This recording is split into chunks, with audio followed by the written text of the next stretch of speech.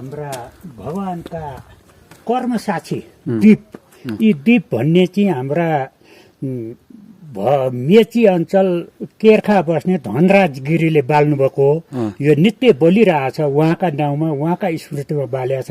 लिएर आउने भाकल पूजा गर्ने भाकल छोरा आयौँ भन्नेले पहिले यहाँ गरेर जाँदा उहाँहरूका एकदम सफलता सबै सफा गरिदिनुहुन्छ यहाँ बहिनी माताले र ठुली माताले। यहाँ नगरी माथि गर्ने माथि गएर पनि यहाँ नढोकी जाँदा तुरुन्त यहाँकी माताले तुरुन्त फर्काएका धेरै भक्तजनहरू मैले दर्शन पूजा आज गराएरै पठाएका छन्। नमस्ते गुरु। नमस्ते नमस्ते। तपाईँको नाम भनिदिनुहोस् न। मेरो नाम ईश्वरी पौडेल हो। ईश्वरी पौडेल। हजुर। सम्पूर्ण देवदेवताहरू हुनुहुन्छ। सम्पूर्ण देवदेवता भएपछि अब माथिकी माता भनेकी ठुली र यहाँकी माता भने सानी हुन्। दिदीबहिनीमा मात्रै फरक छ।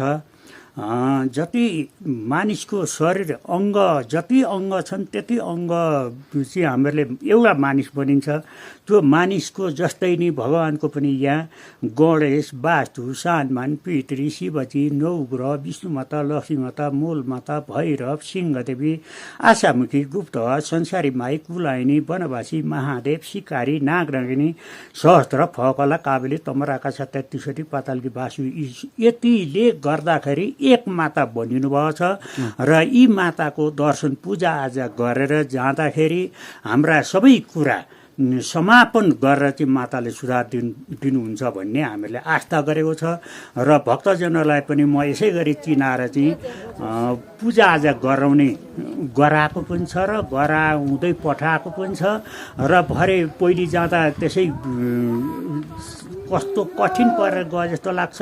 अनि भरे फर्किँदा गुरु यहाँबाट त साँच्चै पूजाआजा गरेर जानु पर्दो रहेछ। यहाँबाट कति अब हामी सामान किनेका ठाउँमा पनि शक्ति माता छन् है, शक्ति माताको गरेर जानु भनेर भन्नुहुन्थ्यो।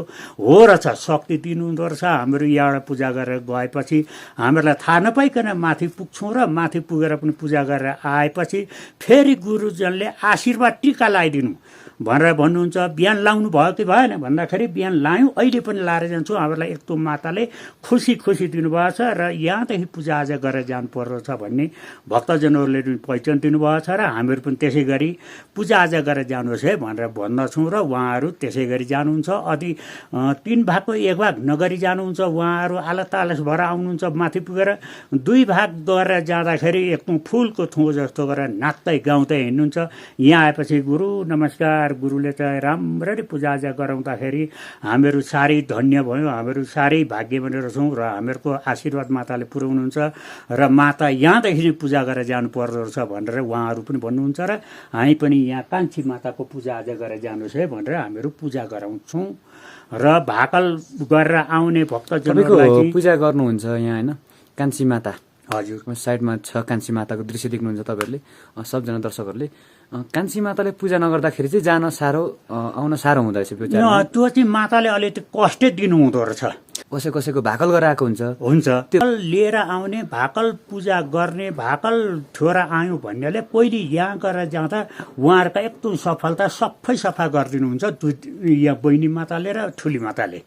यहाँ नगरीको भन्छ यहाँ नगरी जाँदाखेरि फेरि तुरुन्त माताले भाकलै गरेर आउनु भएछ भने फेरि यहाँ नगरी माथि गर्ने माथि गएर पनि यहाँ नढोकी जाँदा तुरुन्त यहाँकी माताले तुरुन्त फर्काएका धेरै भक्तजनहरू मैले दर्शन पूजाआजा गराएरै पठाएका छन्। अनि उहाँहरूलाई चाहिँ म भन्छु, अनि तपाईँहरू यहाँ त गर्नुभयो ठिकै छ। अनि माथिभन्दा माथि हिजो अस्ति गएर गयौँ गुरु, यहाँ चाहिँ हामीले जहाँ भन्न त भनेको थियो तर अब के हो भनेर खेलाची गरौँ, तर खेलाची होइन रहेछ। हामी यहाँ मात्रै गरेर जान्छौँ, हामीहरू माथि त अस्ति गरेर गयौँ भनेर चाहिँ यहाँकी माताको सेवा नगरी जानेलाई त्यसरी माताले फर्काएर पूजाआजा गरेर पठाउनु रेकर्ड छ। रेकर्ड छ, त्यो त तुरन्त छ। हजुर, धेरै आउनुभएको छ र धेरै त्यसरी पूजाआजा गरेर जानुभएको छ। र हो रहेछ, माता शक्ति दिने माता यिनी रहेछन्। र हामीहरू गयौँ यहाँ नगरी जाँदाखेरि र यहाँ भरे फर्किँदा नरोगी जाँदाखेरि हामीलाई दुःख पायौँ। र फेरि पनि आएर फेरि पनि गरेको गुरु हामी माथि माताको गरेका छ, यहाँको गरेर जान्छौँ। अब हामी यी तलतिर खाना खान्छौँ ओर्छौँ जान्छौँ भनेर चाहिँ होटलमा त्यसरी अधिकांश यहाँ नगरी जाने भक्तजनहरू चाहिँ फिर्केर आएर गरेका छन्। म रेकर्ड टिका टिपाउने मैले टिपिरहन्छु र पनि उहाँहरूको नाम पनि लिइरहन्छु। यो भक्तजनहरू हुन्छ नि अब भाकल गर्नेहरू उहाँ भाकल गर्नेले चाहिँ तपाईँले कसरी चाहिँ बुझाइदिनुहुन्छ यहाँनिर चाहिँ कान्छी थानमा आएपछि? उहाँहरूलाई चाहिँ अब कसरी गर्नुपर्छ भने गुरु पण्डित पुरोहितको त पहिलेको उच्चारण के भन्नुपर्छ भने सङ्कल्प हुन्छ होइन, हजुर सङ्कल्प गरिदियो अनि सङ्कल्प पढेपछि अनि उहाँहरूको नाम गोत्र उच्चारण गरो। नाम गोत्र उच्चारण गरेपछि यहाँ भगवान्का नाम भगवान्का मैले जसरी भने द्वारका सिंह गणेश वास्तु यस्तै यस्तै गरेर सबै सम्पूर्ण देवताहरूको उच्चारण गरो। अनि उच्चारण गरेपछि ल है अब तपाईँले ढोग्ने भनेर चाहिँ उहाँहरू त्यसरी गराएपछि त्यो एकदम सिद्ध हुँदो रहेछ र त्यसरी गराउने गरेको छ। मैले भक्तजनहरूले भाकल हुनेहरू तपाईँ बिना पनि पूजा गर्न सकिन्छ?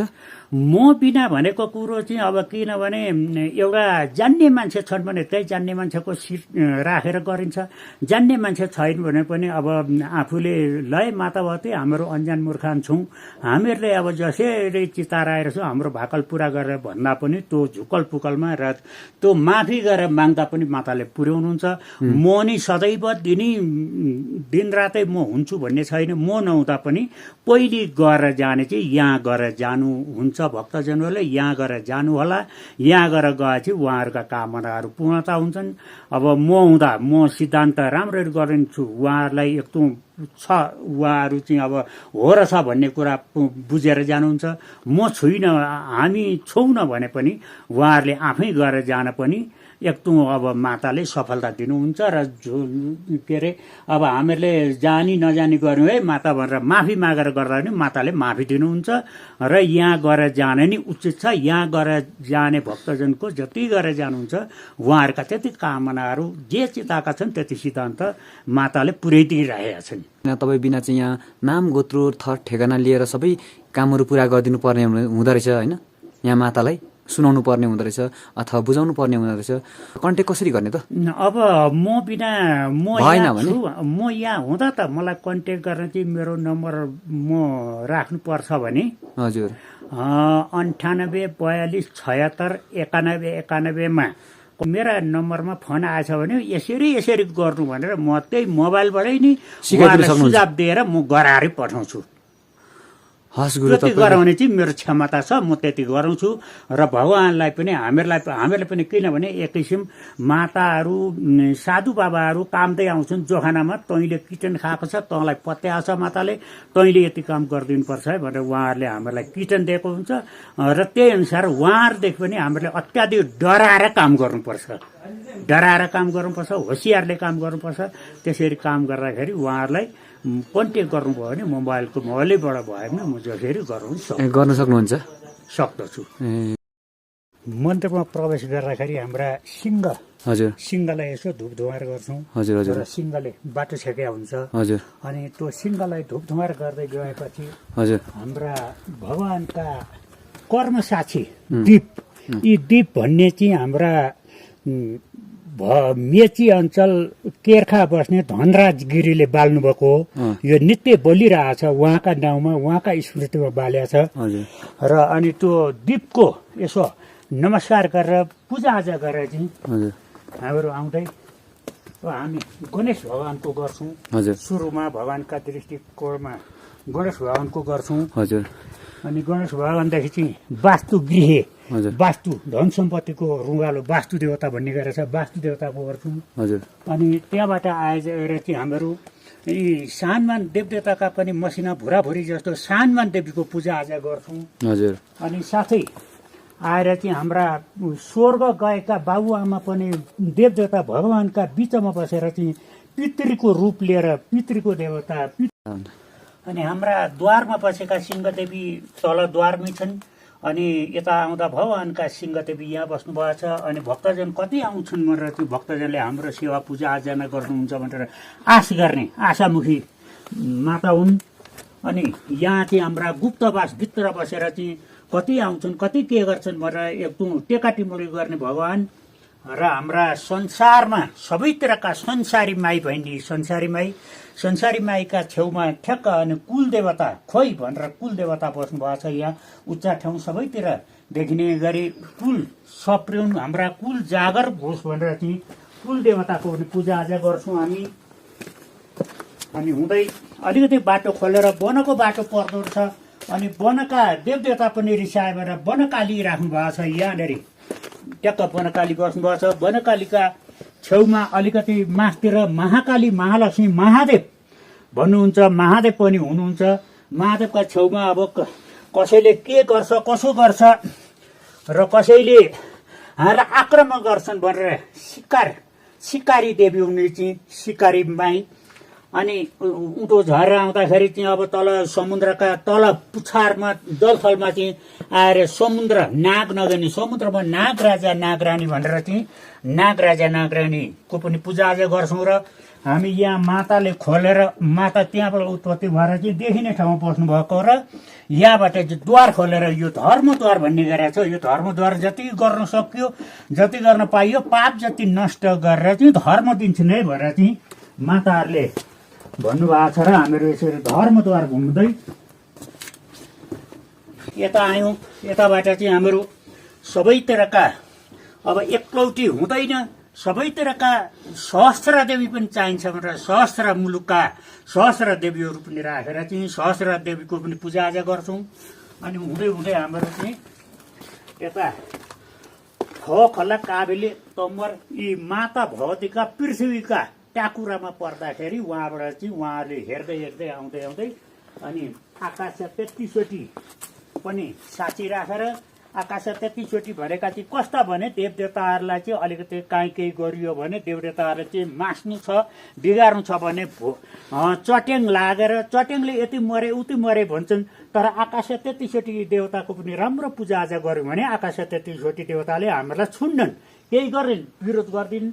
अनि पातालकी बासुकी भनेको चाहिँ कस्ती भने पृथ्वीलाई चाहिँ अलिकति राम्रो संरक्षण गर्ने, पृथ्वीलाई ढोग्ने र पृथ्वी भगवानको पनि यस्तो आस्था पुरा गरेर चाहिँ पृथ्वीको पनि यस्तो राम्रो गरेछ भने पातालकी बासुकी भएर चाहिँ भूकम्प भुइँचालो भन्ने चाहिँ पातालकी बासुकी देवताले खेलाएको हुन्छ। यी चाहिँ पातालकी बासुकी हुन्। र अनि यसै गरी सम्पूर्ण भक्तजनको सेवा पूजा आजा अर्चना गरिसकेपछि हामी घन्टी बजाएर सबै देवदेवतालाई ढोगेर माथि जाँदाखेरि हामीहरूको यहाँ यति गरेपछि हाम्रो भाकल पुरा हुन्छ है भनेर चाहिँ हाम्रा देवदेवताहरूले हाम्रा गुरुजनहरूले हाम्रा झाँक्रीजनहरूले चाहिँ सबैले त्यस्तो कुरो राखेको हुनाले पहिले यहाँ पूजाआजा गरेर जाने नियम चलन त्यो छ।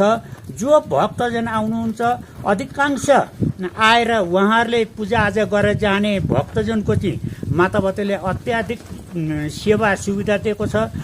नगरी जानेलाई चाहिँ आदिकुल्चो पारेर जानेलाई चाहिँ उहाँ माता भक्तजीहरूले चाहिँ पुरा नगरेर चाहिँ फेरि पनि आएर फेरि पनि दर्शन गरेर यहाँ कान्छी माता रहेछन् गुरु भनेर अधिकांश यहाँ माताको पूजाआजा नगरी जानेलाई चाहिँ यहाँ फेरि ल्याएर दर्शन गराएर माता भगवतीहरूले प्रस्थान गर्नुभएको छ।